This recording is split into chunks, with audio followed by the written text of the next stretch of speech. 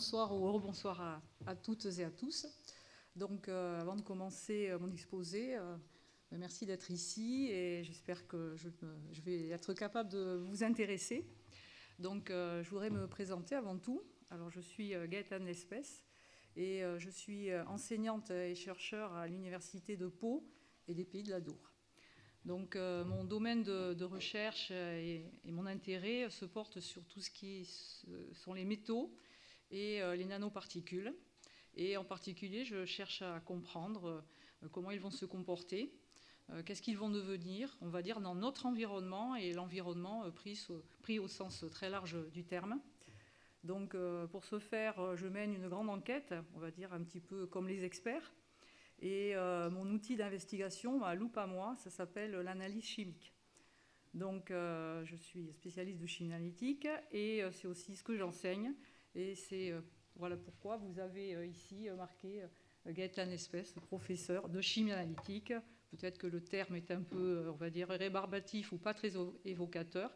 Et j'espère qu'en me présentant, vous aurez compris que la question qui me préoccupe, c'est plutôt que deviennent les métaux et les nanoparticules dans l'environnement. Donc aujourd'hui, j'aimerais, on va dire, vous amener avec moi dans le nanomonde.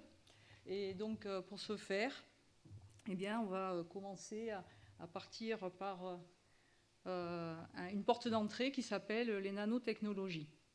Donc première chose, je me suis dit, par quoi faut-il que je commence mon exposé? Peut-être par donner des définitions. Donc j'ai cherché dans un livre qui est accessible à tout le monde et qui s'appelle le Larousse, le dictionnaire.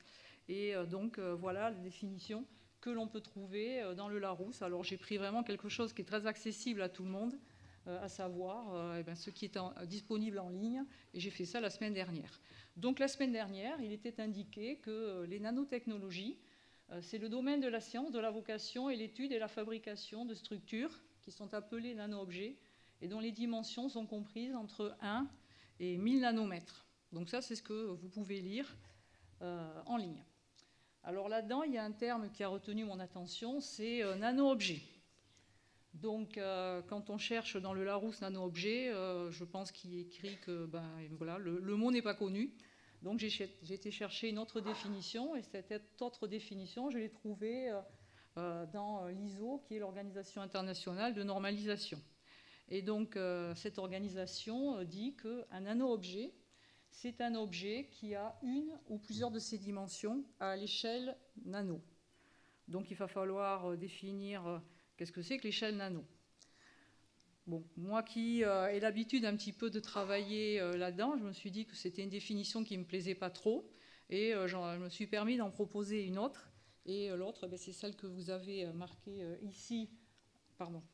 Ici, en bas de la diapo, c'est-à-dire que je préfère définir les nanotechnologies, pas au singulier mais au pluriel, comme l'ensemble des technologies, donc des savoirs, des pratiques fondées sur des principes scientifiques et sur des outils qui permettent la conception, la production et la manipulation de matériaux, d'instrumentation et de systèmes ou de procédés et de méthodes à l'échelle nanométrique.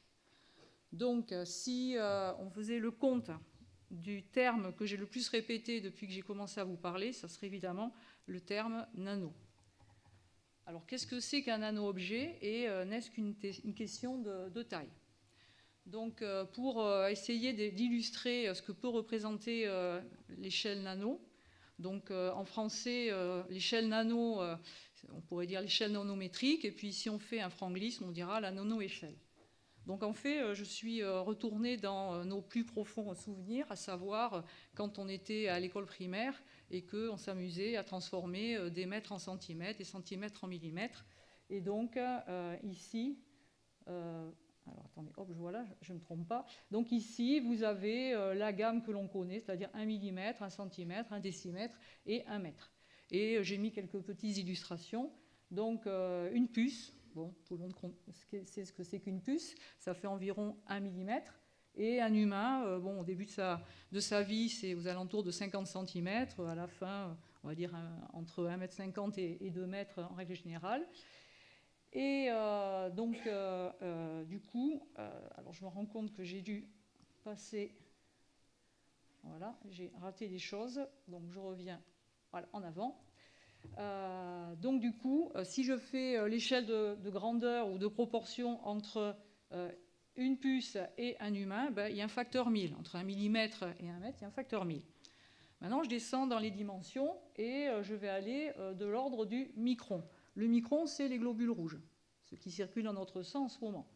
Et donc, je me rends compte qu'un globule rouge, c'est environ 1000 fois plus petit qu'une puce, qui est elle-même 1000 fois plus petit que nous-mêmes. Donc, nous avons un facteur 1 million de fois plus petit entre nos globules rouges et nous-mêmes. Je descends encore dans les dimensions et j'arrive aux molécules d'ADN. Donc là, on est à l'échelle des molécules, ici.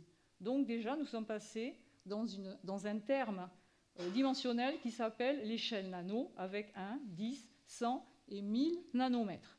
Et donc, entre les molécules d'ADN, les globules, les puces et les humains, si je multiplie tout ça, en fait, je vois qu'il y a un facteur de grandeur qui est de 1 milliard. Et pour ceux qui sont un petit peu scientifiques, 1 milliard, ça fait beaucoup de zéros, donc on écrit ça comme ça, 10 puissance moins 9. Pardon, 9. Enfin, moins 9, ça dépend. 9 si on va du sens du plus petit vers le plus grand, et moins 9 dans l'autre sens. C'est bien, je vois qu'il y en a qui suivent. C'est très bien. Bien, donc comme j'ai dit que les nano-objets étaient dans la gamme nano, donc ça veut dire quoi? Ça veut dire que nous allons nous adresser à tout objet. Et le mot objet, on va dire, est vraiment dans le sens le plus courant du terme. Imaginez que vous rentrez dans un nano-supermarché et que vous allez acheter tout qui est à l'échelle nano. Donc des nano-pommes, des nano-poires, je ne sais pas, des nano-pâtes, vous avez un nano-chariot et vous allez payer en nano-euros. Bon, voilà. Donc c'est pas plus compliqué que ça. Imaginez la diversité des objets que vous avez dans un supermarché. Eh bien, vous allez avoir au moins la même diversité à l'échelle nano. Donc du coup, j'ai résumé cette histoire de taille, voilà, de la façon suivante. Il y a la même différence de taille entre un nano-objet et un homme qu'entre, j'ai pris une autre illustration, une pomme et la Terre. Donc vous voyez la différence qu'il peut y avoir dans la taille. Alors ceci dit, les nano-objets sont un tout petit peu plus petits que les globules rouges, mais sont du même ordre de grandeur que nos molécules d'ADN. Bien. Donc si maintenant je fais un petit peu le bilan, je me rends compte aussi que dans la définition, il est marqué qu'un nano-objet a une de ces 3 dimensions au moins qui est à l'échelle nano. Alors on parle donc de dimension. Donc est-ce aussi une question de dimension? Et quelle est donc la différence entre la taille et la dimension? C'est simple, nous sommes dans un monde qui est en 3 dimensions. Et donc nous pouvons imaginer que par exemple le revêtement de cette pièce ferait quelques nanomètres d'épaisseur, mais quand on regardera la superficie, ça ne sera pas du tout à l'échelle nanométrique. Donc dans les définitions qui sont communément admises, on ne va pas considérer qu'un nanofilm, c'est-à-dire quelque chose qui ferait quelques nanomètres d'épaisseur mais qui serait très large en superficie, fait partie du vocabulaire nanoparticule. Et là, j'introduis un nouveau mot, nanoparticule. Donc pour être une nanoparticule, il faut donc avoir 2 ou 3 de ces dimensions à l'échelle nanométrique, c'est-à-dire entre 1 et 1000 nanomètres. En gros, ça représente quoi? Vous prenez un objet qui est cylindrique, qui ferait quelques nanomètres de diamètre, mais qui ferait quelques microns de long, eh bien, il va être à l'échelle nanométrique et on va le considérer comme une nanoparticule. Bon, j'essaie de simplifier, mais en même temps, si vous voulez, les gens ils en ont eu marre d'utiliser plein de mots, donc ils utilisent souvent le terme nanoparticule pour des objets qui sont longs et qui ont donc par exemple leur diamètre dans ces dimensions, ou des objets qui sont plutôt des sphères et qui auront donc leurs 3 dimensions dans l'échelle nanométrique. Donc nous voilà dans le nanomonde, et donc imaginons que nous sommes rentrés dans le nano-supermarché, que nous avons acheté une nano-épuisette qui est ici, qui est un petit peu spéciale parce que les 2 côtés font entre 1 et 1000 nanomètres de diamètre, et que nous partons puiser les nano-objets comme on pourrait partir à la chasse aux papillons. Et donc là, j'étais plutôt du côté maritime quand j'ai fait ça. Et donc voilà, eh bien, on va pouvoir pêcher des tas d'objets différents Et ce qui est important, c'est que les virus, les bactéries, et donc des organismes vivants comme de la matière inerte, pourra faire partie de cette gamme de nano-objets. Et donc, on va mettre dans le vocabulaire nanoparticules tout un tas d'objets, au sens large du terme, très différents. Donc, bienvenue dans le nanomonde. Donc, pour savoir pourquoi on s'est intéressé au nanomonde, eh bien, en fait, il faut revenir à notre technologie, la technologie humaine. Et donc, en fait, toute l'histoire est partie de l'après-guerre, dans les années 1945. Et donc, en fait, on s'est rendu compte, parce qu'on avait des industries qui avaient bien tourné pendant la guerre, donc on s'est rendu compte que si on fabriquait des choses un peu plus petites que ce que l'on était capable de faire jusqu'à présent, ça pouvait avoir un intérêt. Et donc, toute l'histoire est partie de la microélectronique, en fait. Donc, la microélectronique, je ne sais pas si vous vous rappelez des vieux postes radio qu'il y avait jadis. Moi, je me rappelle, chez ma mamie, il y en avait un comme ça. Et donc, quand on regardait l'intérieur, on voyait plein de fils, des transistors, des résistances, des condensateurs, etc., etc. Et là, on faisait que radio, ça pesait beaucoup. Et aujourd'hui, quand vous vous rendez compte que quand vous avez dans la poche un téléphone portable, vous vous rendez compte que la miniaturisation, elle a quand même, on va dire, fait beaucoup de progrès. Donc, du coup, dans les années 45, ils ont eu l'idée de prendre tous ces composants et en fait de les graver sur un petit support en silice. Donc, la silice, c'est la matière qui est la même que, par exemple, les grains de sable. Et donc, sur un petit support en silice qu'on appelait une puce, du coup, parce que ça avait à peu près les mêmes dimensions qu'une puce, à l'animal, eh bien, on a fait des microgravures. Et en faisant les microgravures, on a remplacé tous ces transistors, fils électriques, etc. Et donc là, on s'est aperçu qu'on avait formé et fabriqué un objet qui était très intéressant parce qu'il était plus petit que, on va dire, l'électronique traditionnelle. Il était plus fonctionnel, il était beaucoup plus pratique à manipuler. Et comme il était plus petit, en fait, on pouvait mettre beaucoup plus de fonctions dessus. Et puis finalement, comme on utilisait beaucoup moins de matière que pour faire les transistors, les résistances, etc. habituelles, et finalement, en termes de quantité de matière, ça revenait moins cher à produire parce que simplement on utilisait moins de matière. Et l'autre conséquence, c'est qu'on s'est rendu compte que comme on faisait de la microgravure sur des petits supports, on pouvait aussi le faire de manière automatisée, donc fabriquer en grand nombre. Donc en fait, fabriquer un seul circuit intégré, une seule puce, au fond, ça revient très cher, parce que si on regarde toute la technologie, toute la R&D qu'il a fallu mettre en œuvre pour y arriver, c'est horriblement cher. Mais à partir du moment où on n'en fabrique pas un, mais on en fabrique 1 million, voire 1 milliard, évidemment, ça diminue le prix de revient d'autant, et donc du coup, ça devient intéressant. Donc pour que ça soit intéressant, il faut que ça soit plus petit et produit en grand nombre.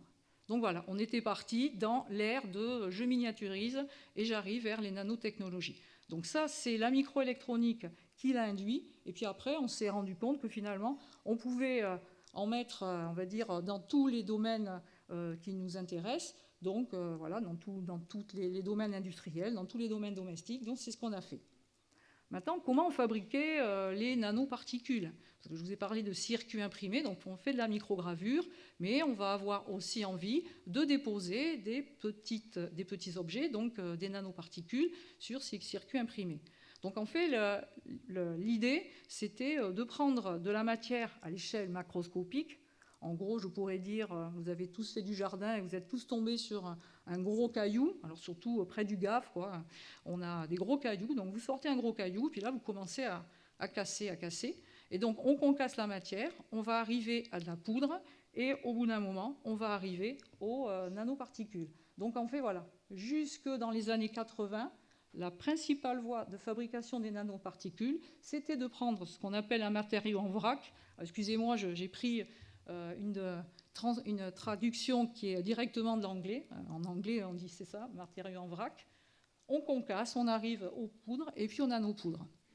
Alors, il y a un type de particule qui est fabriqué comme ça. Vous connaissez tous. Si je vous dis E171, souriez, vous avez les dents blanches, parce que vous avez lavé vos dents avec de l'E171, c'est-à-dire que ce sont des nanoparticules de dioxyde de titane. Donc, on va chercher du matériel que l'on va extraire, c'est un matériau naturel, et on va fabriquer des nanoparticules à partir de ce matériel-là. Alors simplement, c'est une approche qui est toujours utilisée, elle est intéressante, mais elle a quelques limitations physiques. On se rend effectivement compte que si fabriquer des nanoparticules, c'est partir d'objets macroscopiques et en les concassant d'arriver à des objets de plus en plus petits, on va avoir quelques limites et on ne pourra pas fabriquer tout ce que l'on veut. Donc du coup, une autre idée qui était très séduisante, c'était de prendre la matière à l'envers. Et qu'est-ce qui fabrique donc la matière? C'est-à-dire quels sont les éléments de base de la matière, les plus petits éléments qui existent et que l'on pourrait manipuler? Eh bien, ce sont les atomes. On ne veut pas aller plus bas, on va dire, dans ce qu'on peut faire de manière relativement, entre guillemets, facile. Donc, l'idée, c'était de prendre les éléments de base de la matière, les atomes, et de les empiler les uns sur les autres pour fabriquer ce que l'on voulait. Donc, c'était très intéressant parce que imaginez que les atomes sont comme des perles dans un jeu de construction qui serait un collier de perles, et donc eh bien, j'en prends une verte, j'en prends une rouge, j'en prends une bleue, et j'assemble tout ça, et à la fin j'ai un joli collier. Et bien pour les nanoparticules, ça va être la même chose. Donc ça, c'était l'idée, et cette approche, elle est appelée approche ascendante, ou pour ceux qui aiment bien l'anglais, bottom-up. Bon, très bien. Donc ça, c'est ce qu'on voulait faire, et les premiers essais, ils ont été réalisés dans les années 1980. Donc au départ, les nano-objets, ils étaient plus proches du micron que du nanomètre. Mais voilà, bon, ça s'est affiné. Et dans les années 2000, on est arrivé à fabriquer des objets qui étaient aux alentours de 50 à 100 nanomètres. Donc 100 nanomètres, 1 milliard de fois plus petits que nous. Et puis aujourd'hui, on arrive à empiler 3 atomes les uns sur les autres. Donc voilà ce qu'on arrive à faire aujourd'hui. Donc l'idée, elle était très bonne. Je ne sais pas si on est arrivé à l'idéal. En tout cas, on est arrivé à quelque chose que l'on sait très bien maîtriser. Et donc, du coup, eh bien, on peut fabriquer des objets qui sont idéalement, quasiment comme ce que l'on veut. Donc vraiment, on fait de la fabrication quasiment à façon. Donc, aujourd'hui, nous sommes dans l'avènement des nanoparticules, ça c'est évident, et dans l'avènement des nanotechnologies. Je pourrais situer ça aux alentours du début de ce siècle, donc dans les années 2000. Dans les années 2000, vraiment, on a commencé à savoir maîtriser la matière. Alors, qu'est-ce qui est intéressant? Il est intéressant de voir que si on est capable d'élaborer des matériaux et des nanoparticules, ça veut dire qu'on va être capable de manipuler les briques de matière élémentaire, c'est-à-dire les atomes, qu'on va être capable de fabriquer de nouvelles briques. Ces briques vont être plus élaborées, plus modulable, et imaginez bien qu'avec, on va dire, un contenant qui contient des perles vertes, un contenant qui contient des perles rouges, un contenant qui contient des perles bleues, et chacune de ces perles étant donc des atomes, si j'arrive à les manipuler à façon, avec ces 3 contenants de base atomiques, j'arrive à faire une infinité de nanoparticules comme je voudrais. Je pourrais prendre un autre exemple. Nous avons des chiffres, il y en a 10, 0 jusqu'à 9. Nous avons des lettres, il y en a 26. Et avec cet ensemble de chiffres et de lettres, nous arrivons à faire toutes les combinaisons possibles que l'on veut pour, par exemple, faire nos plaques d'immatriculation. Eh bien, avec les atomes, si on arrive à les empiler les uns sur les autres, on peut fabriquer les objets que l'on veut, et toujours à l'échelle nanométrique. Donc du coup, c'est bientôt Noël. Voilà, on a un super Lego magique. C'est-à-dire qu'on va prendre les pièces de base, les atomes, on va les empiler les uns sur les autres, on va faire des nanoparticules. Et avec ça, évidemment, vous ne manipulez pas des nanoparticules, et moi non plus, on va les fabriquer, les objets de notre quotidien. Et je vais vous donner après quelques exemples. Donc du coup, les matériaux que l'on va fabriquer, en fait, ils vont avoir des propriétés qui vont être extrêmement intéressantes, avec, on va dire, tous ces points de vue qui vont être intéressants. Des propriétés optiques. Si vous avez des jolis téléviseurs, vous pouvez vous mettre devant, vous avez pas mal aux yeux, terminé l'effet de pixelisation, vous avez des couleurs qui sont très flashy, etc. Merci des nanoparticules. Les pots catalytiques, si on ose encore sortir avec une voiture à essence. Donc les pots catalytiques contiennent des nanoparticules de platine, entre autres. Des propriétés mécaniques, on va y venir après, et puis des propriétés, par exemple, de conduction de l'électricité. Donc du coup, on va pouvoir construire des outils plus fiables, plus performants, et ils seront moins chers à condition qu'on fabrique en grand nombre. En vérité, fabriquer une nanoparticule à façon, c'est extrêmement, on va dire, coûteux. Mais si on veut le fabriquer de manière intéressante d'un point de vue économique, il suffit simplement de le fabriquer en grand nombre. Je pense que vous êtes tous contents d'avoir un téléphone portable. On peut penser qu'ils sont déjà assez chers. Si on en fabriquait, on va dire, avec des particules extrêmement contrôlées et en moindre proportion, c'est pas, on va dire, entre quelques centaines d'euros et quelques milliers d'euros qu'on paierait le téléphone portable, rajoutez quelques zéros derrière le prix actuel, vous aurez le prix d'un téléphone portable. Et donc tout ça, évidemment, ça a inondé notre quotidien. Alors quelques chiffres. Donc les nanotechnologies, les nanoparticules aujourd'hui, qu'est-ce que ça représente? Alors je dois dire que pour aller chercher des chiffres, c'est extrêmement difficile, parce que les gens sont plutôt discrets, on va dire, sur ce qu'ils produisent. Bien, alors malgré tout, j'ai été glaner quelques informations au niveau du ministère de l'écologie. Alors ça date de 1914, j'ai un petit peu réactualisé, et puis voilà ce que ça donne. Donc la production en France, à l'heure d'aujourd'hui, j'ai réactualisé, elle est d'environ 300 000 tonnes par an. Donc nous produisons 300 000 tonnes de nanoparticules. Et nous en utilisons à peu près 500 000. Donc la différence, elle est produite ailleurs. La consommation mondiale, environ 8 millions de tonnes par an. Bon, ce sont des estimations. Je suis peut-être à 20% près, mais voilà, ça vous donne une idée, 800 millions de tonnes par an. Quelles sont les nanoparticules qui sont produites en plus grand nombre? Donc vous avez tout ce qui est à base de carbone. Et on va voir après quelques exemples. Et puis après, les deuxièmes les plus produites sont celles à base de silice. Donc je vous l'ai déjà dit tout à l'heure, je répète, la silice, quand vous allez sur la plage, vous êtes allongé sur des grains de silice. Le sable, ce sont des grains de silice. Simplement, on les voit, donc ils ne sont pas du tout à l'échelle nanométrique, en particulier dans leur ensemble, ils ne sont pas du tout à l'échelle nanométrique. Donc on fabrique des grains de silice. Et puis après, vous avez le fameux dioxyde de titane, 271. Et puis voilà, vous en avez un certain nombre et en production de moins en moins importante. Alors il y a des vedettes, donc par exemple l'argent, je pense que vous avez tous vu dans les supermarchés argent colloïdal, donc il paraît que c'est très bon pour la santé. Alors j'ai vu des personnes qui avaient consommé beaucoup d'argent colloïdal, en fait ça ne fait pas mourir, hein. Les gens deviennent comme des schtroumpfs en gros, c'est-à-dire ils prennent une couleur gris-bleu. Ils sont tous désinfectés parce que c'est un bactéricide, ils sont très contents. Et puis voilà. Donc ça, c'est une vedette, c'est-à-dire que je ne sais pas aujourd'hui si on fabrique vraiment 100 tonnes par an. Il est possible qu'on en fabrique plus parce que c'est une fabrication qui s'est vraiment beaucoup développée. Vous avez les quantum dots. Alors ça, c'est le terme français.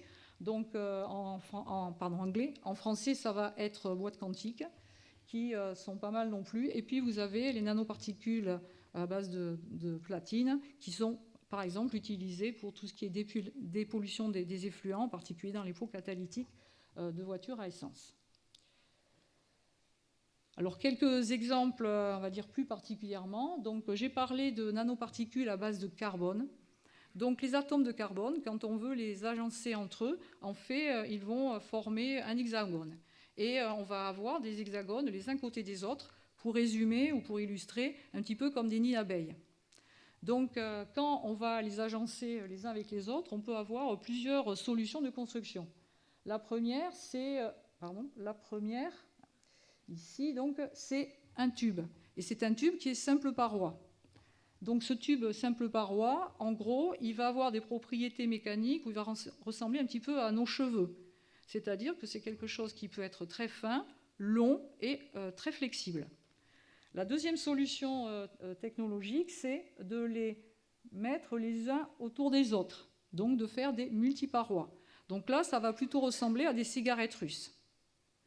Donc toujours avec cet empilement hexagonal. Donc à partir de là, qu'est-ce qu'on va faire avec ces nanotubes de carbone? Eh bien, on va regarder déjà quelles sont leurs qualités. Alors, ils sont 100 fois plus résistants que l'acier et 100 fois plus légers que l'aluminium. Ils sont isolants ou semi-conducteurs ou conducteurs. Ils peuvent avoir les trois propriétés. Et donc, ils peuvent être utilisés pour matériaux de construction du fait de leur résistance, comme matériau pour stocker l'énergie, pour stocker les données numériques. Donc, si vous regardez dans votre téléphone et la capacité de stockage de votre téléphone portable, probablement il y a des nanotubes de carbone à l'intérieur. Et puis aussi pour transporter les médicaments. Alors quand je vais parler de médecine, c'est encore à l'échelle, on va dire, de la recherche.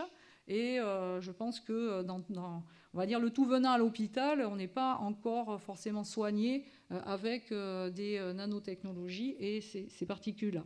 Mais la dernière fois que j'ai vu des essais qui avaient été réalisés sur des êtres vivants, c'était sur des rats.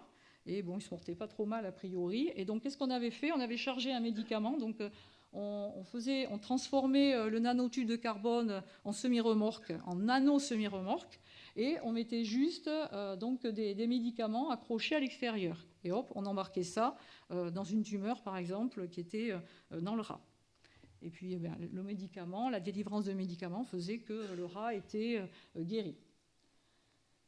Deuxième application des nanotubes de carbone, ben, je l'ai dit, automobile, aéronautique, sport, électronique, textile, les plastiques et puis donc la médecine.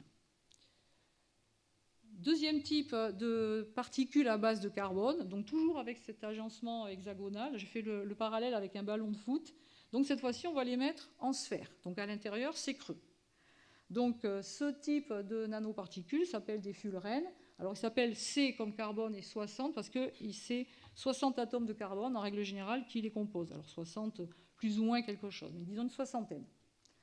Donc, ce sont des nanoparticules qui ont des propriétés de conducteurs, donc de l'électricité.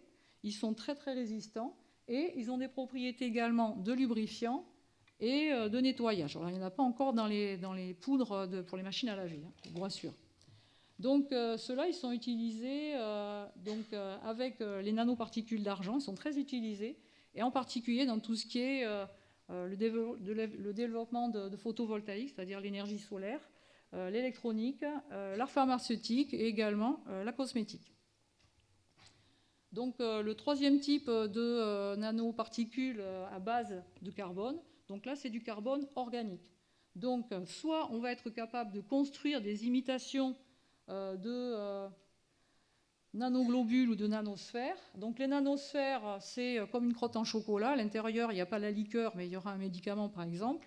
Et puis les globules rouges, comme nos globules rouges. Donc l'intérêt de ces nanoglobules ou de ces nanosphères, c'est de pouvoir encapsuler des principes actifs et donc de pouvoir être vecteur de médicaments, c'est-à-dire on va les faire aussi transporter des médicaments au sein d'un tissu malade ou là où on en a besoin, on va dire, dans un corps vivant. Donc, autre type de nanoparticules, donc celles-là, elles sont à base de métaux. Donc, vous avez ici des nanoparticules que l'on connaît bien, l'argent, j'en ai parlé tout à l'heure, donc les gens, ils deviennent vraiment comme ça, quoi, bleus, hein, qui en consomment beaucoup quand même. Et puis, vous avez un autre type de particules qui sont les particules d'or, les nanoparticules d'or. Alors c'est intéressant de parler d'argent et d'or parce que le carbone, bon, c'est un élément qui est très courant. L'argent et l'or, bon, ce n'est pas des éléments qui sont extrêmement rares, mais vous vous rendez bien compte qu'un kilo d'argent, un kilo d'or, ça n'a pas le même prix qu'un kilo de carbone. Donc tout l'intérêt, si on les utilise, c'est d'en utiliser vraiment les quantités minimales pour avoir des solutions, des outils qui ne soient pas horriblement chers. Donc la solution nano, elle est intéressante en cela.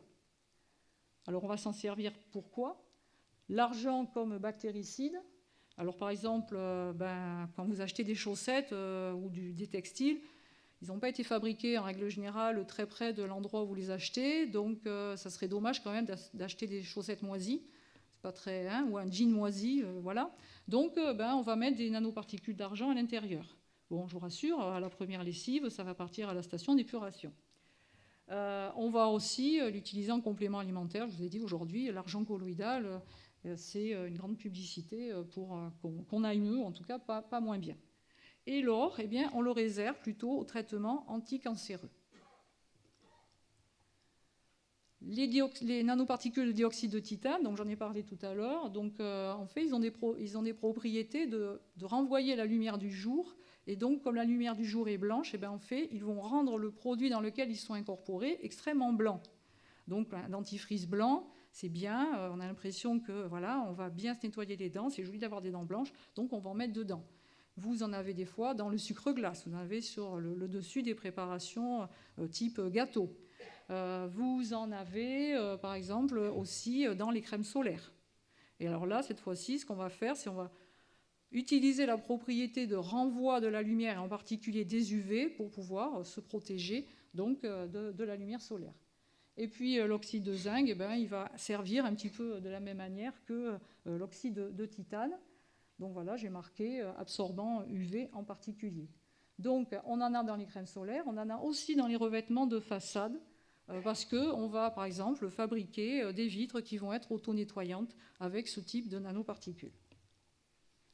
Donc voilà, donc ici vous avez quelques on va dire exemples de nanoparticules, sachant qu'il en existe des centaines et des centaines différentes qu'on est capable de fabriquer aujourd'hui. Alors les nanoparticules de demain, qu'est-ce que ça va être? On peut essayer de se poser la question. Alors je vous donne mon opinion, et ça n'est jamais que mon opinion. Je pense que ce seront celles d'aujourd'hui, mais qui vont être plus fonctionnalisées, c'est-à-dire on va les fabriquer de manière à ce qu'elles aient de plus en plus de propriétés qui nous intéressent, et elles vont être avec peut-être plus de contrôle en termes de cibles et d'objectifs. Et surtout, je pense qu'elles seront fabriquées et qu'elles seront utilisées tant que ça sera rentable d'un point de vue économique, tant que ça sera acceptable et accepté par nous-mêmes, le grand public. Et puis peut-être aussi tant que ça sera accepté par l'environnement, parce qu'on en a parlé aujourd'hui, donc on peut en parler aussi ce soir.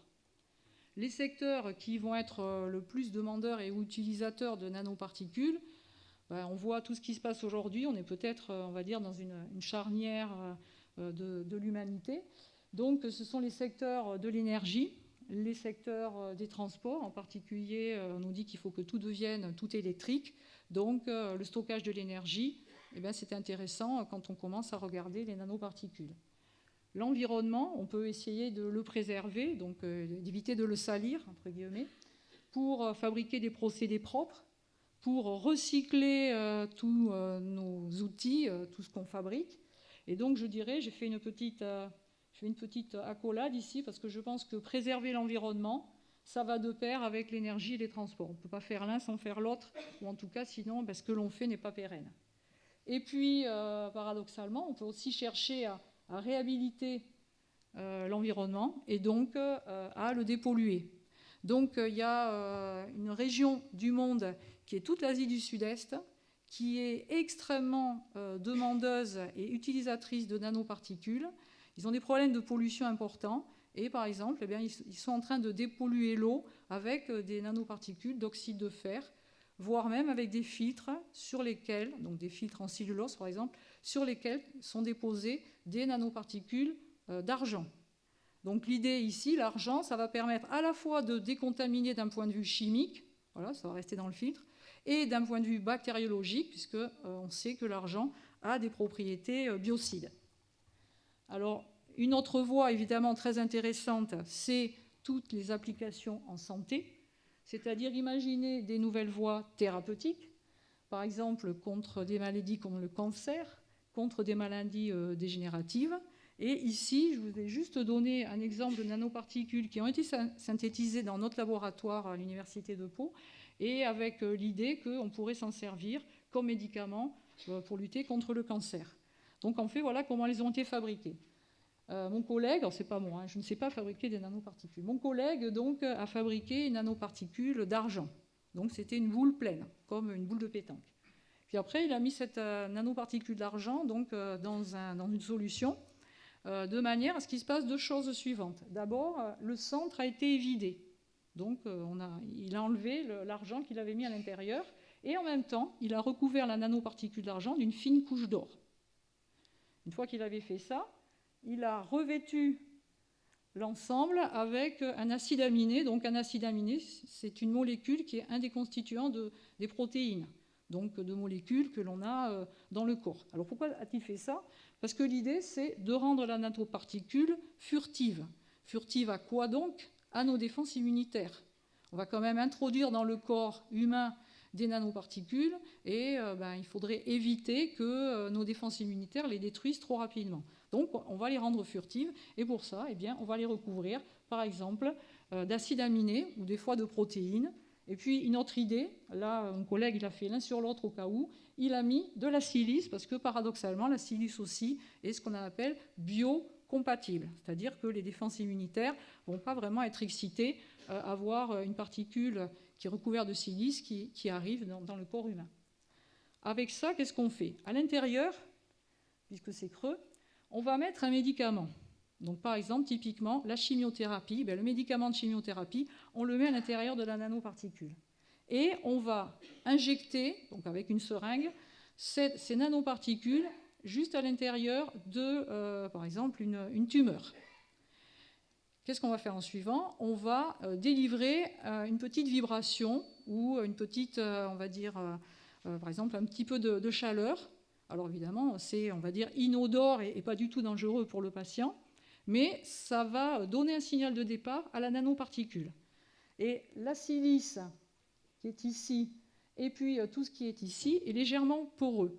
Donc poreux, ça veut dire quoi? Ça veut dire qu'il y a des portes ou des fenêtres, et que sous l'effet de la petite vibration ou du petit rayonnement, les portes vont s'ouvrir.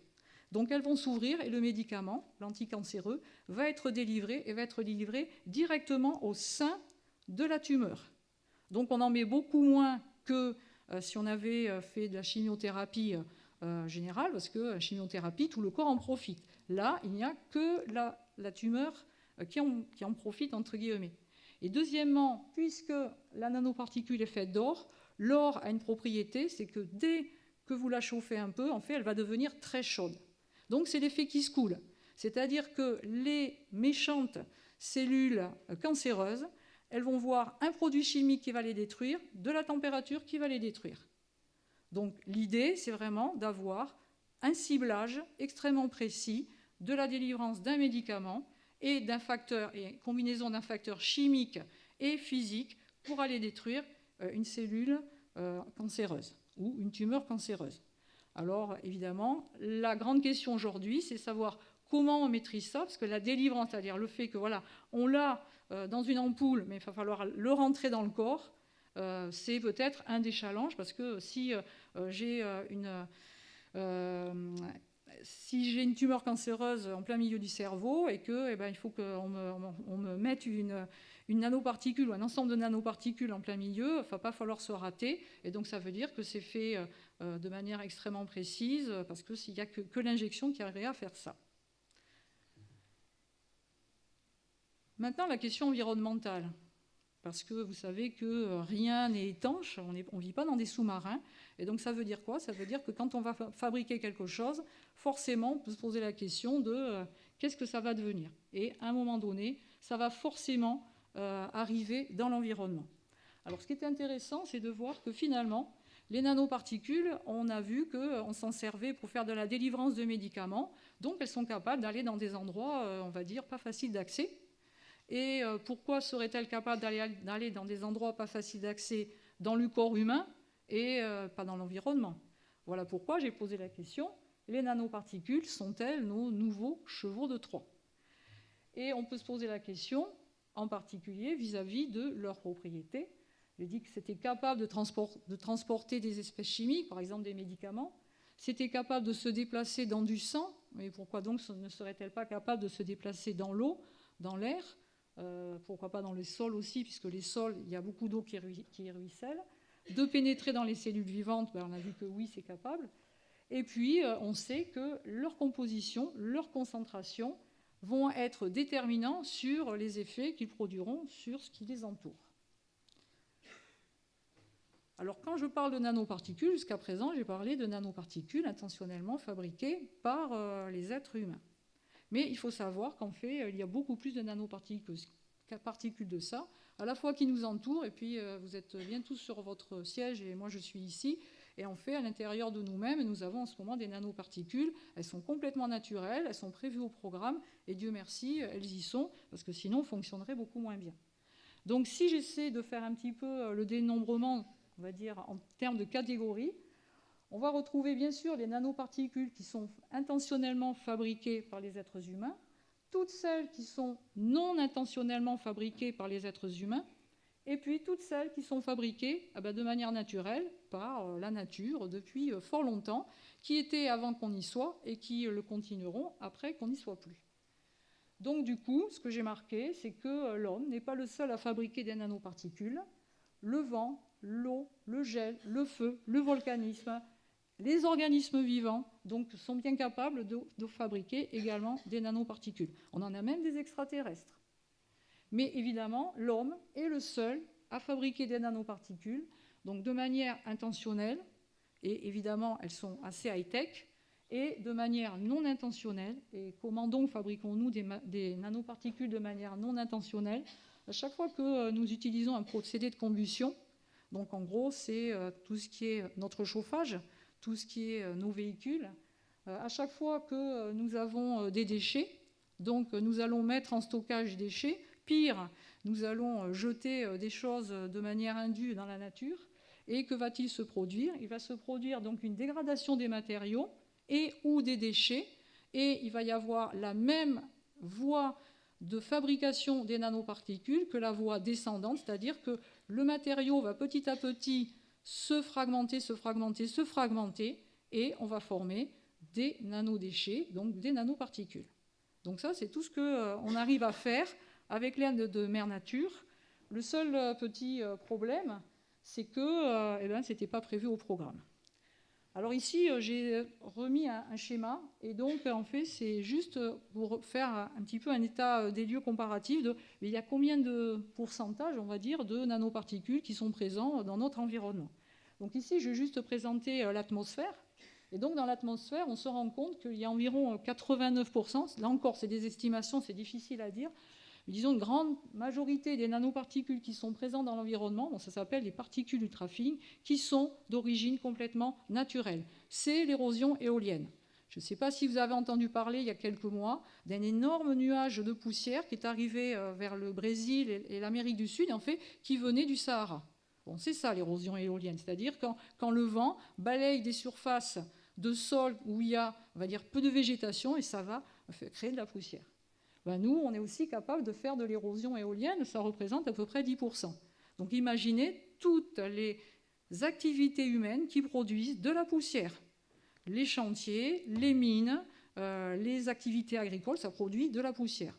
Alors soulever la poussière d'un champ, je pense que ce n'est pas très différent que quand un vent soulève, on va dire, de la poussière du Sahara. Soulever de la poussière dans une mine d'uranium, c'est peut-être un peu différent. Et puis, finalement, si je mets au regard les 8 millions de tonnes de nanoparticules qui sont fabriquées, ça paraît dérisoire.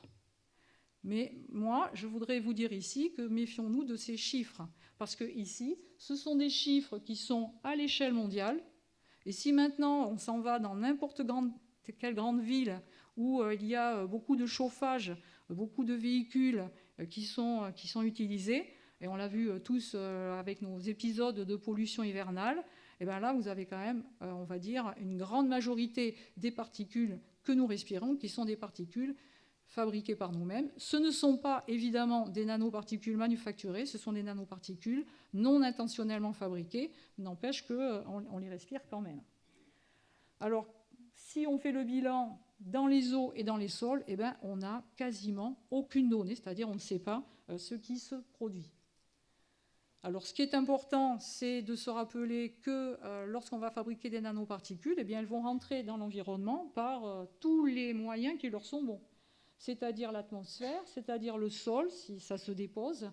Par exemple, si on a un joli pot catalytique, vous allez déposer les effluents qui sortent du pot catalytique et qui sont constitués. Alors, il n'y aura peut-être pas beaucoup de molécules de CO2, mais il y aura des nanoparticules de platine. Donc ça va se déposer sur la route et ça va se déposer à côté sur les champs avoisinants. Et puis s'il y a du vent, ça va être transporté à l'échelle beaucoup plus grande.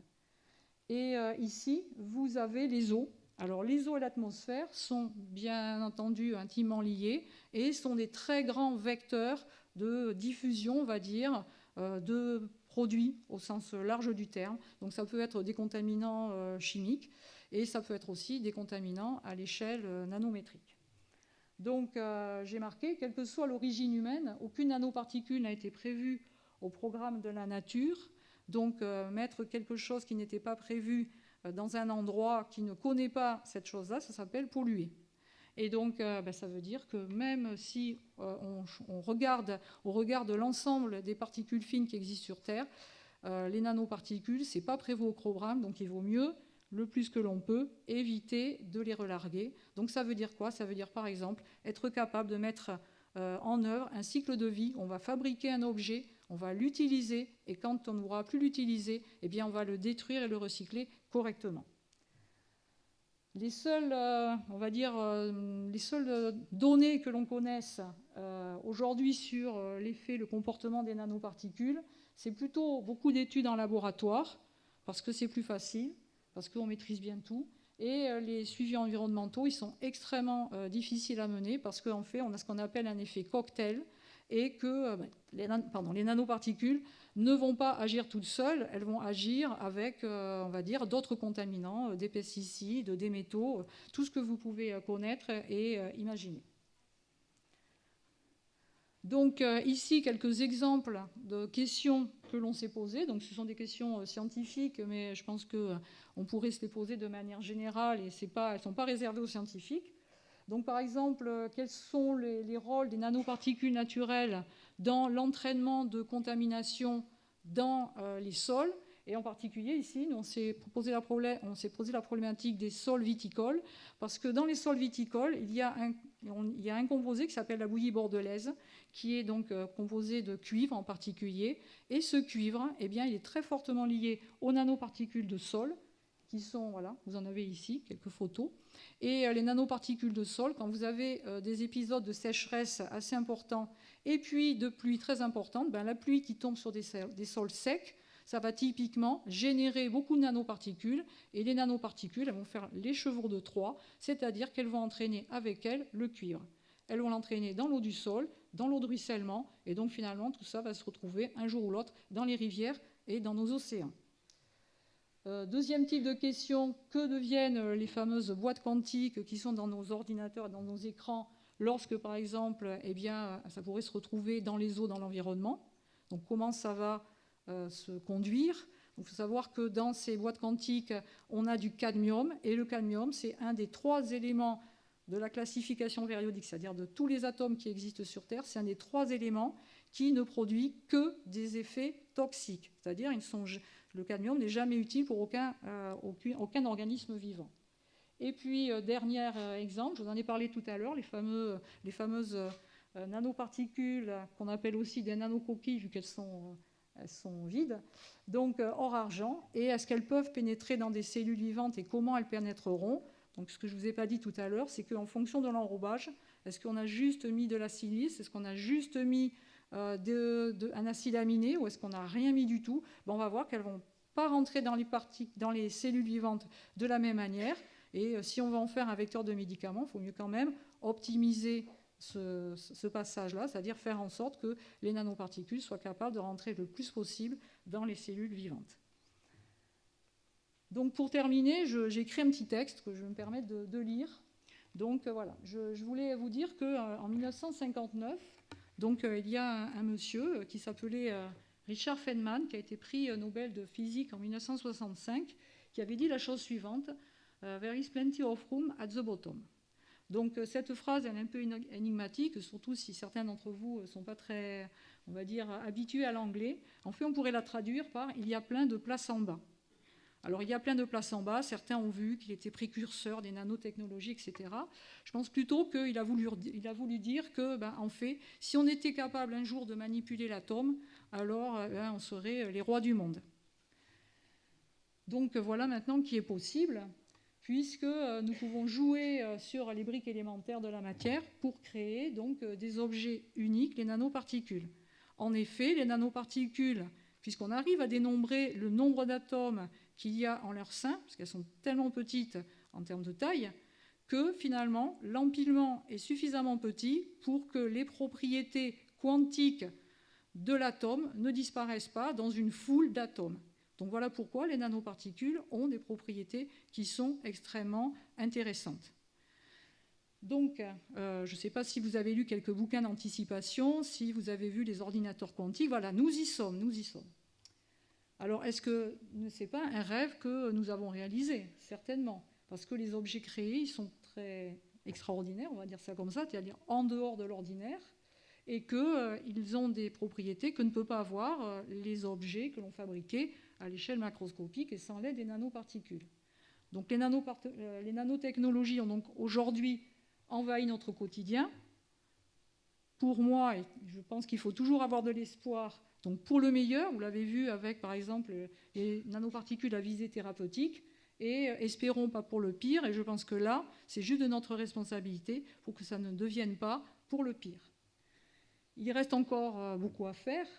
D'abord pour poursuivre l'exploration du nanomonde, qui est encore plus vaste que ne pouvait le pressentir Richard Feynman, et ça c'est bien normal. Nous étions en 1959 quand il a écrit sa phrase, et depuis 1959, nous avons fait beaucoup de progrès dans la connaissance scientifique.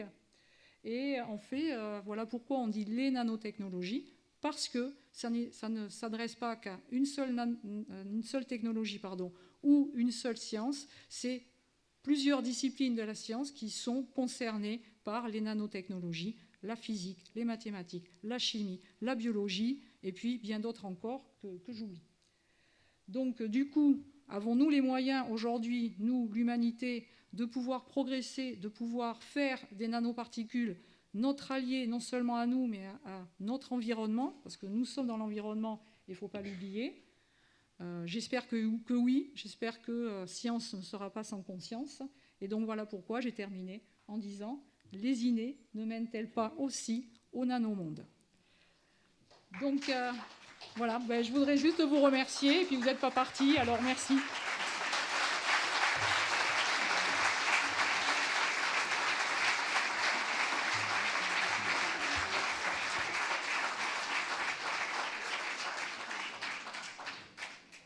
Vous avez dit au début de votre exposé que vous aviez eu du mal à trouver des informations. J'ai vu que les sources étaient prises dans le ministère de l'écologie. Oui. Deuxièmement, dans une de vos diapositives aussi, vous avez parlé d'une acceptation à la fois sociale et économique. Et je voulais aussi vous demander si vous avez entendu parler de la défense des organismes de consommateurs qui disent qu'il n'y a rien sur les étiquettes de nos produits de la vie quotidienne, et qu'il y a beaucoup de gens qui essayent de se battre parce que ces nanotechnologies qui sont maintenant dans notre monde quotidien, c'est une opacité complète.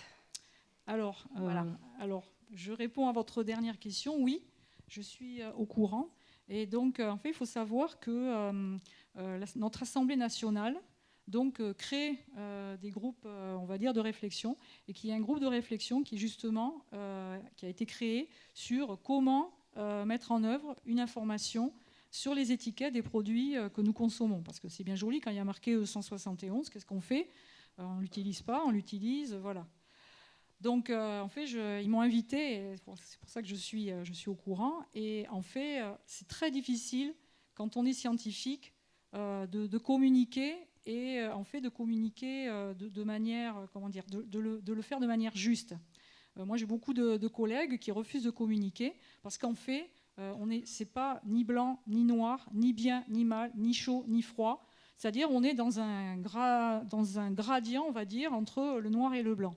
Et pour l'étiquetage sur les produits de consommation, c'est la même chose. Donc ça, c'est la première chose. La deuxième chose, c'est qu'on va demander aux industriels de savoir absolument ce qu'ils ont mis dans leurs produits. Et ça, ils ne le savent pas. Donc ça, c'est très intéressant. C'est-à-dire qu'ils ne savent pas pourquoi. Parce que quand ils vont chercher des matériaux pour fabriquer leurs propres objets, en fait, eh bien, ils ne vont pas avoir forcément l'information que dans la poudre qu'ils ont importée, ce n'est pas une nanopoudre, hein, dans la poudre, il n'y a pas un certain nombre de nanoparticules. Ils n'en ont pas l'assurance. Donc oui, c'est très opaque, je suis bien d'accord avec vous, ça fait peur aussi. Je pense que quand même, il ne faut pas affoler les personnes. Et c'est simplement, en fait, on est un peu en train de jouer peut-être avec le feu, pas nous en bout de chaîne, mais les gens qui fabriquent des matières premières donc pour fabriquer des objets, et bien déjà même eux, ils ne savent pas qu'est-ce qu'il y a dans les objets qu'ils fabriquent. Ils ne le font pas, on va dire, de mauvaise foi. Ils le font, voilà.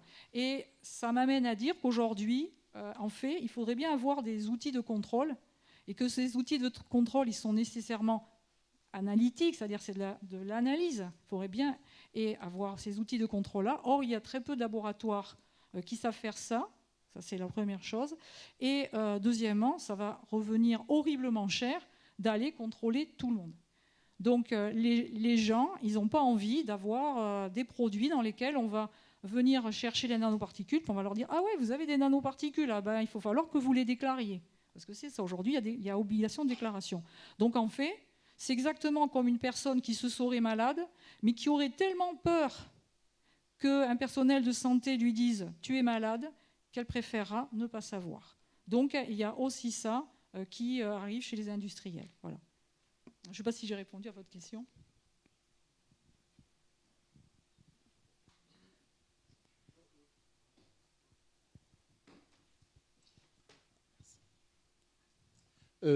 J'aurais juste une petite question oui. Concernant, pour rebondir un peu sur la question que vient de poser la dame. Je voudrais savoir si l'agglomération de ces nanoparticules peut poser des problèmes sur la santé humaine, qu'on ne connaît toujours pas. Alors, les nanoparticules, elles peuvent faire plusieurs choses. Elles peuvent certes s'agglomérer, elles peuvent aussi se dissoudre. Donc, on va dire, votre question est difficile parce que ça dépendra vraiment de l'endroit où elles sont, du moment où elles sont et de ce qu'on va en faire. En règle générale, si les nanoparticules s'agrègent et qu'on est dans un milieu ouvert, par exemple une rivière, eh ben, elles vont faire quoi? Elles vont tomber au fond. Et donc, c'est le sédiment du fond de la rivière qui verra les nanoparticules s'agréger. Si maintenant, on a de l'agrégation, on va dire, dans le bol alimentaire, c'est-à-dire ce que l'on a mangé, et je pense que ça doit plutôt se passer comme ça, vu l'acidité de l'estomac, eh bien, donc, on va avoir ces nanoparticules qui vont s'agréger, qui vont donc devenir des particules. Et la bonne nouvelle, c'est que ça ne passera pas la barrière intestinale. Ça restera dans l'intestin, c'est rentré, ça sortira. Si maintenant les nanoparticules se dissolvent, alors là, on va dire, je reviens sur la première partie de ma réponse et de votre question. Si ça s'agrège, c'est par exemple typiquement des nanoparticules plutôt type silice, dioxyde de titane, voilà. Maintenant, il y a des nanoparticules qui vont plutôt avoir tendance à se solubiliser. Donc ça, c'est l'argent colloïdal. L'argent colloïdal, dès lors qu'on est dans un milieu qui est un peu acide ou oxydant, c'est-à-dire voilà, il y a de l'oxygène, donc on va former de l'argent. Donc typiquement, je disais, quand vous achetez une paire de chaussettes qui a de l'argent colloïdal, vous faites votre lessive, ce n'est pas des nanoparticules d'argent qui vont arriver à la station d'épuration, c'est de l'argent sous forme dissoute. Alors, est-ce que c'est bien ou est-ce que c'est mal? On n'aura plus l'effet nanoparticulaire, mais on aura l'effet de son constituant. Est-ce que c'est bien de relarguer de l'argent sous forme dissoute dans l'environnement? D'autant plus que, qu'est-ce qui va se passer probablement? L'argent, dès qu'elle va rencontrer un solide, nanoparticulaire peut-être ou pas, dès qu'elle va rencontrer un changement de conditions dans le milieu, elle peut revenir sous forme nanoparticulaire, pas de l'argent, mais on va dire une particule sous une autre forme qui sera à partir d'argent. Donc il y a, on va dire, plusieurs choses à voir. C'est si c'est dissous, est-ce que les composants sont des toxiques ou pas? Donc pour l'argent, je pense que c'est pour les humains sans grand danger. Pour les bactéries et les organismes vivants les plus sensibles dans l'eau, je ne sais pas. Si on est avec des particules qui s'agrègent, ben les particules sont agrégées, vont donc être, on va dire, stockées dans un endroit. Si c'est dans notre corps humain, on va les écréter. Mais après, qu'est-ce que ça devient? Ça restera là, le matériau n'a pas disparu.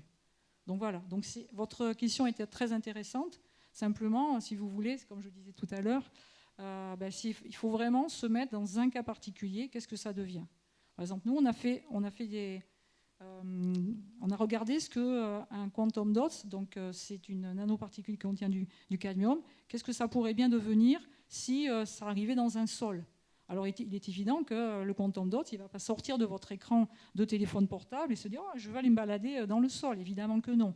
Ça voudrait simplement dire que soit vous avez un accident, voilà, qui fait que accidentellement on a des quantum dots qui vont dans le milieu environnemental, soit on ne recycle pas les objets comme on devrait, parce que les décharges sont des vrais producteurs de nanoparticules ou des libérateurs de nanoparticules. Et des décharges, ce n'est pas forcément les décharges d'aujourd'hui, c'est plutôt celles, on va dire, de notre passé, hein, du XXe siècle, qui posent des problèmes. Et là, donc, on va fabriquer des nanoparticules, on va relarguer à la fois des molécules et des particules, et tout ça, ça va aller à l'environnement. Si on ne traite pas correctement, l'eau d'infiltration dans le colis de déchets qui ressort, donc cette espèce de jus, voilà, un petit peu noir et un peu nauséabond, si on ne le traite pas, ça retourne dans l'environnement. Voilà. Je ne sais pas si j'ai répondu à votre question, c'est pas forcément facile d'y répondre. Je voudrais savoir ce que... Pardon. Oui. Oui. Oui, j'ai une question précise. Puisque les nanoparticules ont la grosseur de l'ADN, est-ce qu'on a pu cibler des nanoparticules spécifiques de la thymine, de la cytosine, de la guanine ou de l'adénine, et à ce moment-là, typer les cancers en fonction des particules ingérées? Je ne sais pas. J'ai une deuxième, je ne sais pas. Je sais pas répondre à votre question. Une deuxième Oui. question. Quelle définition donnez-vous au hadron? Au quoi? On parle des accélérateurs de hadron. Alors, je pense que vous parlez des particules au sens physique du terme. Oui. Voilà. Alors, les particules au sens physique du terme, on va encore, on va dire, descendre dans l'échelle de taille. C'est-à-dire que là, on considère des particules qui sont plus petites que l'atome et qui sont extrêmement difficiles déjà à détecter, parce que voilà, là on va dissocier les briques de matière élémentaires que sont les atomes. C'est déjà pas facile à manipuler, hein. Un atome tout seul sur la Terre, il n'existe pas, il est toujours, on va dire, dans un matériau ou dans une molécule. Donc là, vous parlez de particules au sens physique du terme, mais c'est complètement différent des nanoparticules. Il y a une échelle, on va dire, à la fois de taille et de propriété. Et donc, d'un point de vue chimique, c'est les nanoparticules, c'est-à-dire c'est des empilements d'atomes qui créent des objets de taille nanométrique. Là, vous êtes, je ne sais pas à quelle échelle de taille, peut-être le picomètre, peut-être encore plus bas, parce que c'est comme si vous me parliez d'électrons, enfin moi je comprends ça comme ça, d'électrons, de bosons, voilà, de protons, de neutrons, etc. Donc là, l'objet de mon intervention n'est pas sur ces particules-là. Mais c'est vrai que d'un point de vue de vocabulaire, voilà, il y a particules, on va dire, concernent beaucoup d'objets. Voilà pourquoi j'ai pris un peu de temps à vous expliquer qu'est-ce que c'était que les nanoparticules. Et après, pour revenir à votre première question, je pense qu'on essaie d'enrober les particules avec des composés moléculaires, par exemple, qui vont effectivement avoir plus ou moins d'affinité pour d'autres groupes moléculaires en biologie.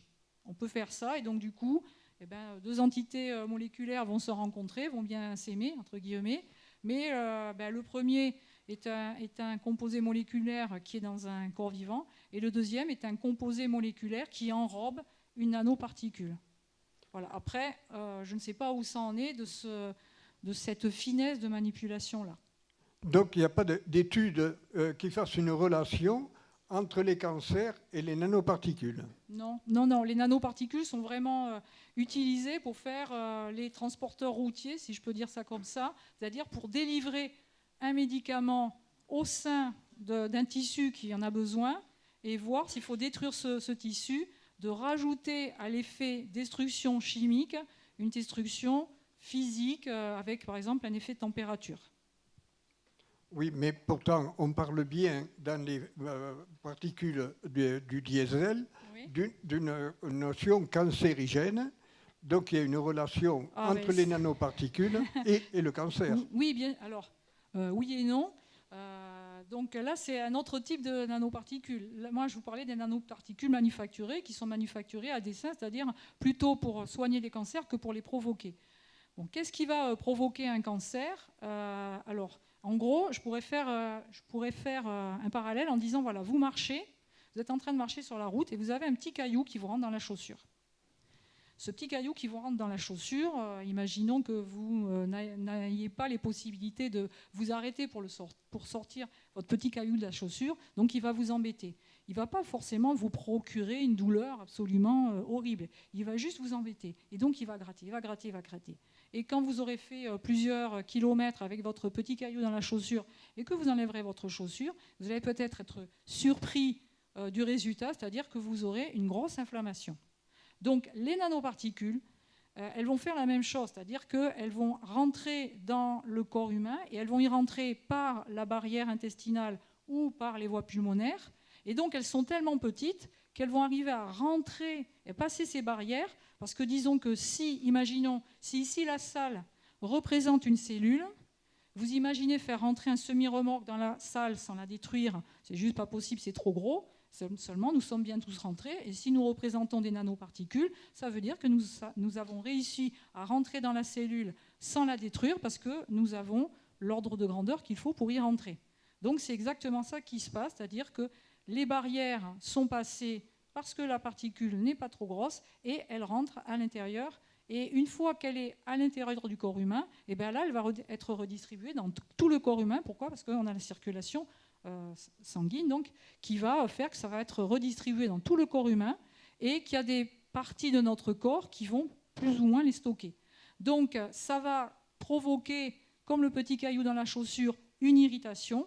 Or, vous savez très bien que si nous sommes irrités pendant des années et des dizaines d'années, ben, au bout d'un moment, ça peut dégénérer. Donc ça sera un effet mécanique. Et après, deuxième chose, si maintenant il y a un effet chimique, c'est-à-dire que la nanoparticule va libérer son contenant ou ce qui la compose, par exemple, si vous ingérez, vous êtes en contact avec du cadmium, ça ne va pas non plus nous faire plaisir. Ça ne sera pas l'effet nanoparticulaire, ça sera l'effet de l'élément qui compose la nanoparticule.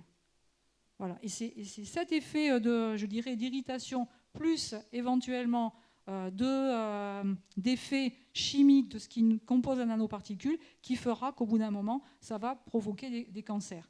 Mais ça, c'est un cancer, vous savez très bien, ce n'est pas quelque chose qui va se déclarer en 3 semaines. Voilà, c'est à longue échelle. Donc qu'est-ce qui se passe dans tout ce qui est les problèmes de circulation et de pollution avec les particules? Donc là, c'est un effet très mécanique. C'est-à-dire que nous respirons des particules, ces particules vont s'enficher dans nos bronches, et donc quand le filtre que représentent nos bronches s'encrasse, on a du mal à respirer. Alors dans le programme initial de notre fonctionnement est prévu qu'on puisse avoir un certain taux, on va dire, une certaine capacité à dépolluer. Si on a, on va dire, trop de poussière à respirer, parce qu'on pourrait faire ça avec des poussières, je ne sais pas, vous vous mettez sur des poussières de sol, voilà, bon, pour respirer de la poussière de sol, et bien, au bout d'un moment, s'il y a trop de particules fines de sol, ça va encrasser nos bronches et donc on va développer des maladies pulmonaires. Merci. Vous avez répondu à ma question. D'accord.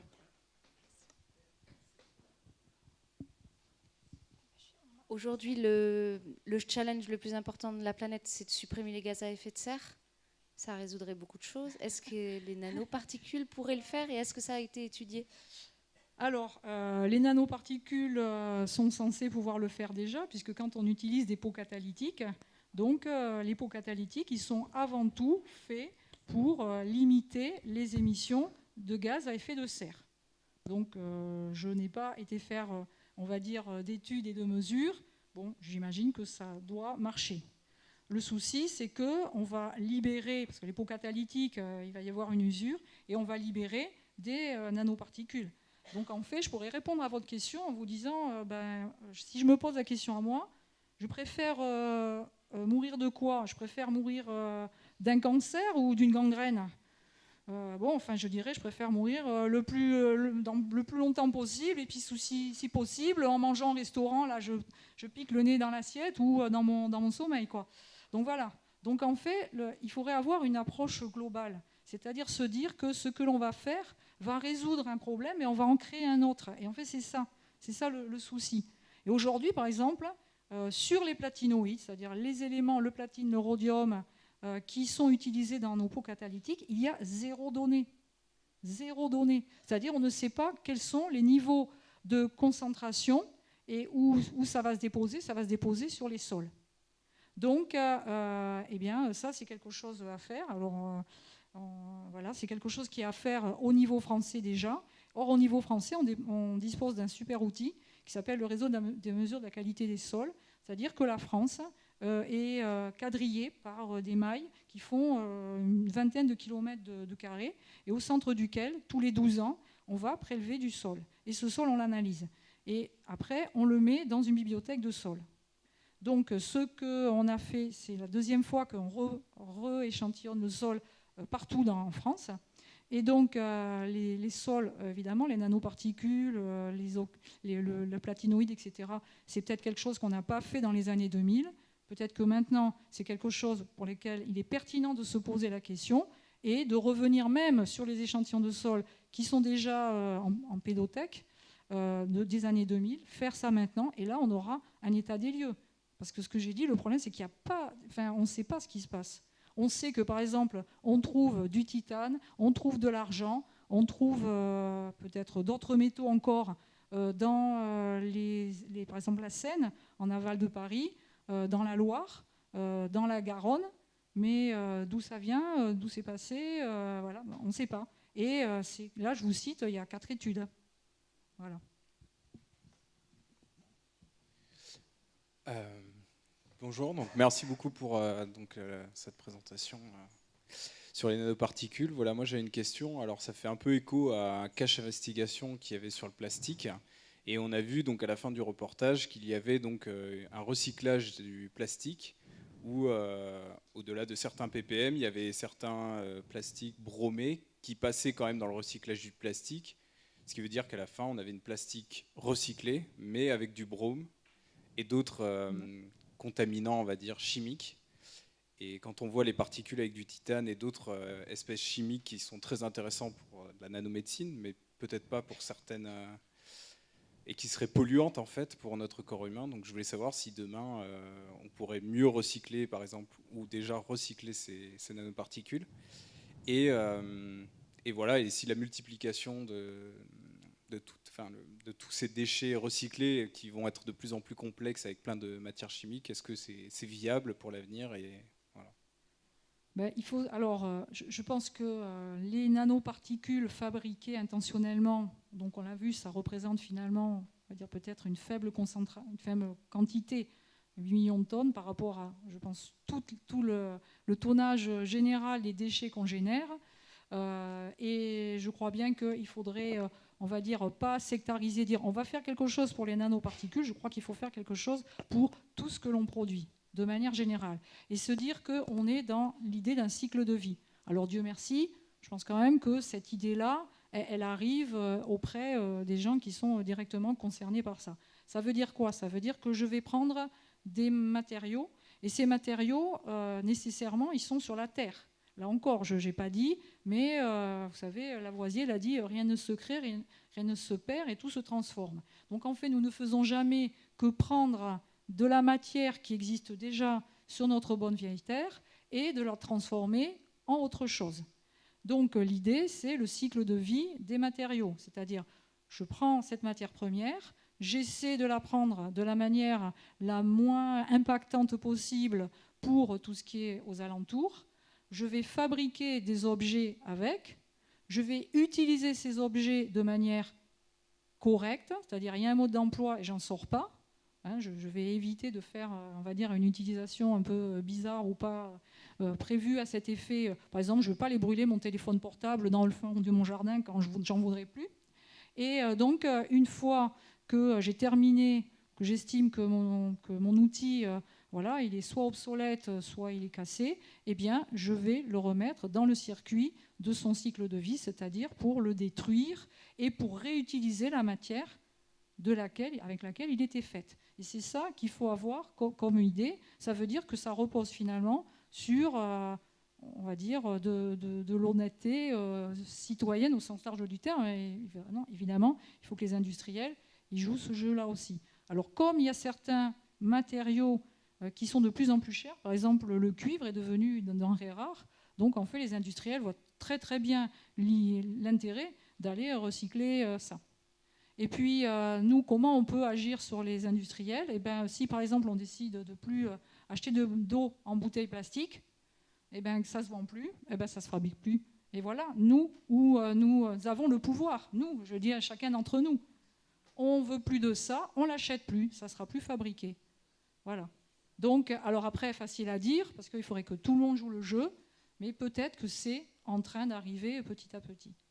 Et puis après, je pense aussi que de rationaliser la manière avec laquelle on a de vivre, voilà. C'est, en ce moment, il fait chaud. C'est peut-être pas la peine d'avoir à allumer son chauffage et ça fera toujours ça de moins dans l'atmosphère. Alors oui, c'est du CO2, oui, c'est des particules de combustion. Et en fait, il faut gérer le problème dans leur ensemble. Là, j'ai fait quelque chose sur les nanoparticules, mais comme je vous ai dit, moi je m'intéresse aux métaux. Disons que c'est les éléments, les molécules, les particules, c'est tout ça qu'il faut gérer. Qu'est-ce que notre manière de vivre génère et qu'est-ce qu'il faut faire pour que c'est un impact le minimum possible sur notre environnement, sachant que nous sommes dans l'environnement. Et que l'environnement, quand il en aura marre, eh bien, il n'y aura plus de nous, et là, ça sera trop tard. Voilà. Donc, je ne sais pas si j'ai répondu à votre question. Et les nanoplastiques et le plastique, c'est un des problèmes. Mais prenons le problème de manière générale. Parce que, par exemple, quand vous allez dans des décharges sauvages et que vous voyez le nombre de circuits intégrés, on va dire de composants électroniques qui sont comme ça, je veux dire, ça ne va pas mieux que le plastique, quoi. Tout est mauvais, il faut éviter ça.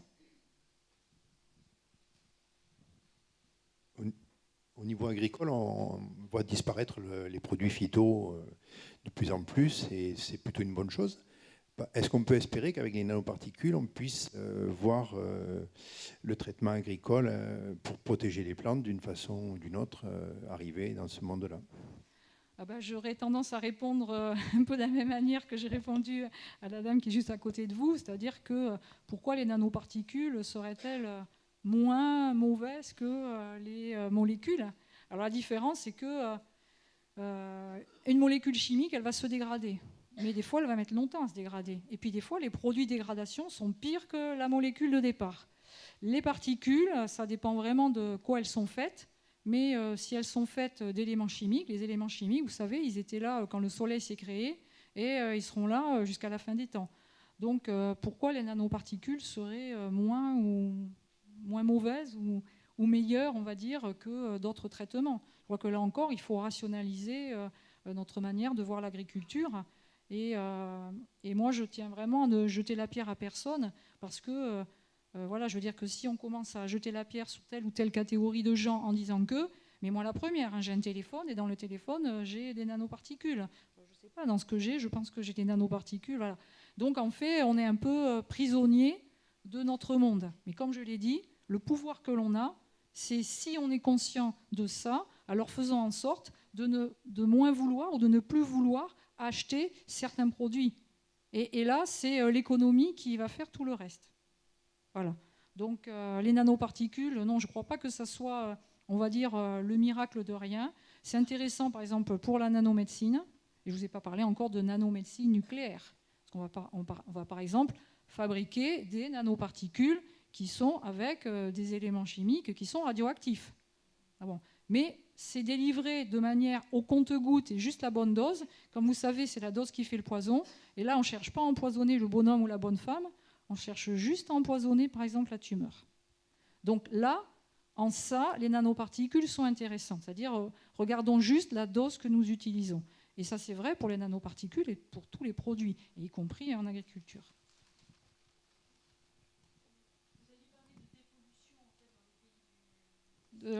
Ouais, dans les pays du Sud-Est. Ouais. Ouais. Alors, la nanoparticule d'argent, je ne sais pas comment vieillit le filtre. Je sais que tous les gens d'Asie du Sud-Est, en fait, ils sont extrêmement intéressés par les nanotechnologies. Et comme ils ont des problèmes un petit peu de dépollution de l'eau, eh bien, ils fabriquent des systèmes de dépollution de l'eau qui sont faits donc, soit à partir de nanoparticules de fer, ou de fer ou d'oxyde de fer, soit à partir de filtres, qui sont par exemple des filtres type cellulose, sur lesquels vous avez enfiché des nanoparticules d'argent. Alors je pense que ce qui doit se passer, c'est qu'au bout d'un moment, le filtre s'use, l'argent va se dissoudre et puis va être éliminé. Mais en attendant, vous aurez quand même arrêté, on va dire, dans le filtre, tout ce qui était particulaire et vous aurez dégradé aussi, on va dire, tous les organismes vivants, parce que les nanoparticules d'argent sont biocides. En gros, c'est un petit peu, je pense que c'est pas très différent de la manière dont fonctionnent les chaussettes. Voilà, parce qu'on a des nanoparticules d'argent dans les chaussettes. Après, j'aurais tendance à dire revenez dans quelques temps et peut-être que j'en saurai plus, parce que c'est un de mes doctorants qui s'intéresse à ça. Donc il est d'origine philippine. Et en fait, il m'a dit non mais les nanotechnologies chez nous c'est la folie. Enfin, dans sa région du monde, là, c'est vraiment la folie. Donc quand on voit la pression anthropique, c'est-à-dire il y a quand même beaucoup d'humains qui vivent par là-bas. Et donc il m'a dit est-ce que je peux faire un bilan, un peu un état des lieux de ça? Je lui ai dit vas-y. Donc voilà, il commence et il m'a expliqué qu'il y avait ce type de traitement des eaux usées qui se faisait. Et avec le fer, c'est juste qu'en fait, le fer va avoir un pouvoir catalytique, c'est-à-dire que va dégrader, il va y avoir une réaction avec des électrons, si vous voulez, pour essayer d'être simple, qui va se faire à la surface des particules. Et en fait, les nanoparticules, je ne vous ai pas dit, mais l'intérêt d'être à tout petite dimension, c'est que finalement, il va y avoir plus de matière autour qu'à l'intérieur. Si par exemple, vous prenez une particule de 2 nanomètres, il y a 60% de la quantité de matière de la particule qui est à l'extérieur et 40% qui est à l'intérieur. Si vous prenez, je ne sais pas, un être humain, je pense que je dois avoir peut-être 90%, je ne sais pas, de ma masse qui est à l'intérieur de moi et 10% qui est à l'extérieur. Donc en fait, c'est ça qui devient intéressant. C'est-à-dire on se rend compte que c'est à l'interface entre un liquide et un solide que des réactions chimiques se produisent. Et en ça, tout ce qui est à base de fer est intéressant pour faire de la dépollution. Voilà. Je n'ai pas parlé d'autres particules qui sont, je ne sais pas, par exemple, vous avez des préparations à base d'argent qui sont envoyées dans les nuages pour éviter que la grêle tombe sur des vignobles, par exemple. Voilà. Donc, bon. Mais l'intérêt, c'est qu'on est capable de délivrer une dose moindre. C'est-à-dire, voilà. Et en agriculture, c'est pareil. C'est-à-dire, on arrose, que ce soit en chimiométrie, en chinothérapie, en agriculture, tout ça. On a beaucoup utilisé trop de composés. Oui, une autre petite question. Vous avez dit tout à l'heure que qu'on pouvait appliquer les nanotechnologies pour transporter des médicaments. Oui. Qu'en est-il de la thérapie génique ? Pour transporter des gènes, par exemple. Écoutez, pourquoi pas ? Je veux dire, alors je ne suis pas du tout biologiste, mais je ne vois pas pourquoi. Si l'idée, c'est d'aller transporter un gène, une molécule à un endroit donné, une nanoparticule, elle fera ce qu'on lui demande de faire. Donc pourquoi pas ? Ça pourrait peut-être être une voie. Après, je ne réponds pas avec certitude parce que je ne connais pas ce domaine-là. Mais la délivrance de médicaments, pourquoi pas la délivrance de gènes ?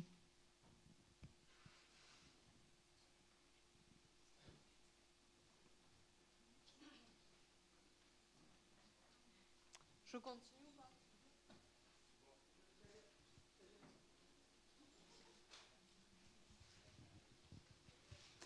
D'abord, un très grand merci pour la clarté de votre exposé et de vos réponses. J'ai essayé. C'est vraiment super. Et ensuite, selon les chiffres que vous avez donnés tout à l'heure, la France consommerait 500 000 tonnes de nanoparticules et le monde 8 millions de tonnes. Oui. À ma connaissance, la population française ne représente pas 1/16 de la population mondiale. Alors qu'entendez-vous d'abord par consommation de nanoparticules. Et la deuxième question qui est inhérente, c'est est-ce que cela signifie que la France est à la pointe de la recherche en nanotechnologie ou à la pointe de la production en nanotechnologie? Je ne suis pas sûre que la France soit à la pointe de ça. Simplement, ce dont je suis sûre, c'est que la France fait partie des pays riches, industrialisés. Et donc, on est capable de nous vendre des téléphones portables à 800 €. Voilà, on en acheter. Je pense qu'il y a une grande partie de la population, 6 milliards d'habitants, qui n'ont pas accès à toute cette technologie. Voilà pourquoi, d'un seul coup, mécaniquement, on a l'impression que la France produit et consomme beaucoup de nanoparticules, de nanotechnologie. C'est simplement parce qu'on a les moyens de la payer. Je crois que c'est simplement ça. Voilà.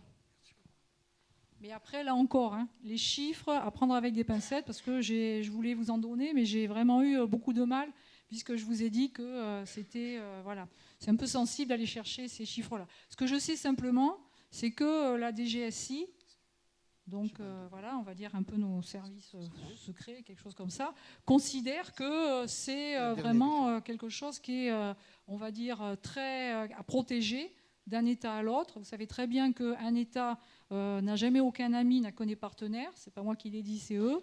Et donc, en la matière, en particulier. Voilà. Donc, on n'aura pas beaucoup de chiffres, on n'aura que des estimations. Et il faut s'en contenter à l'heure d'aujourd'hui. Oui, j'ai une autre question. Dans la suite de la personne qui a posé une question sur les filtres, les filtres à base de nitrate d'argent sont toxiques et on ne sait pas quand. Donc, c'est très dangereux d'utiliser des filtres pour filtrer l'eau qui sont vendus dans le commerce couramment. Par contre, il y a un système qui est connu, intéressant, c'est l'osmose inverse. Et d'où ma question, pourquoi on ne sait pas fabriquer pour les voitures des filtres à base d'osmose inverse, c'est-à-dire des filtres acryliques qui sont supérieurs aux nanoparticules, qui sont du 10e des nanoparticules. Alors, on fait déjà, je pense qu'il doit y avoir une raison technique qui est la suivante, c'est-à-dire que ce qui sort d'un moteur, voilà, c'est un produit de combustion, donc c'est chaud. Donc il faut quand même que, on va dire, le système supporte la chaleur. Je ne sais pas quelle est la température, mais voilà, c'est chaud. Donc est-ce que la matière dont vous parlez va supporter la chaleur ou va fondre? Je ne sais pas. Ce que je sais aujourd'hui, c'est que les filtres, ou en tout cas les systèmes de dépollution des pots catalytiques et des pots à filtres à particules, en fait, ils sont fabriqués qu'à base de métaux, parce que c'est les seuls qui peuvent supporter les chaleurs qui arrivent du moteur, quoi. Voilà. Donc après, je ne sais pas, je sais pas répondre à votre question, mais en tant que chimiste, je vois juste cette partie de réponse à vous donner. C'est-à-dire, il faudrait voir si le filtre supporte les conditions physiques dans lesquelles on va le placer. Après, les filtres de manière générale, alors j'en utilise à titre personnel, on va dire en chimie. Les filtres, ils sont toujours avec tout un tas de produits à l'intérieur. Et la première chose que fait un chimiste s'il veut filtrer une eau, c'est qu'il commence à bien rincer le filtre. Voilà. Oui, mais on ne sait pas quand. On ne sait pas quand il est saturé, le filtre. Ah et il devient toxique lorsqu'il est saturé. Alors, donc on ne devrait jamais les vendre et on ne devrait jamais les proposer à la vente. En fait, je ne sais pas s'il devient toxique lorsqu'il est saturé. Ce que je sais, c'est que quand il est saturé, c'est comme une poche d'aspirateur. Ça va être exactement pareil. Vous avez tous essayé d'utiliser votre aspirateur en n'ayant pas changé la poche pendant 3 ans. Donc d'abord, l'aspirateur, il va ramer, il va plus bien marcher. Et puis après, vous allez... c'est bizarre, après avoir passé l'aspirateur, c'est plus poussiéreux qu'avant. Voilà, donc les filtres, c'est exactement ça. Et j'essaie de vous donner des exemples pour que vous compreniez. Donc en fait, il y aurait aussi du bon usage du filtre ou du bon usage de plein d'autres instruments, pas que des filtres. Merci beaucoup. De rien.